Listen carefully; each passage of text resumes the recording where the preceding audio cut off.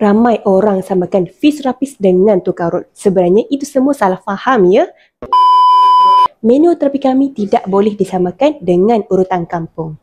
Yang paling kami tak boleh terima ada pesakit slip disc yang lebih percayakan tukang urut yang tidak bertauliah. Hasilnya makin parah. Kenapa korang tak datang kepada kami terus? Rawatan fisioterapi bukan sahaja untuk orang strok semata-mata dan bukan sahaja untuk orang yang selepas menjalani pembedahan, tetapi ianya menyeluruh untuk semua jenis keadaan termasuklah kes kronik seperti slip disc yang saya sebutkan tadi, kecederaan sukan dan juga rawatan kanak-kanak.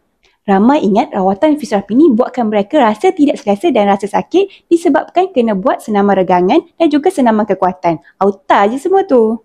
Fisioterapis akan menjaga pesakit sebaik mungkin untuk pastikan rawatan dan senaman tidak menyakitkan, berkesan dan juga mencegah kecederaan berulang. Perlu ingat, rawatan fisioterapi ini bukan satu sesi sahaja dah boleh sembuh. Ianya perlu melalui banyak proses dan makan masa sedikit saja di samping usaha dan konsisten dari pesakit itu sendiri. Tak bolehlah nak harapkan fisioterapis 100% untuk rawat masalah anda kalau anda sendiri malas nak bersenam dan ikut nasihat fisioterapis. Perlukan rawatan fisioterapi? Hubungi Flex Fisioterapi sekarang.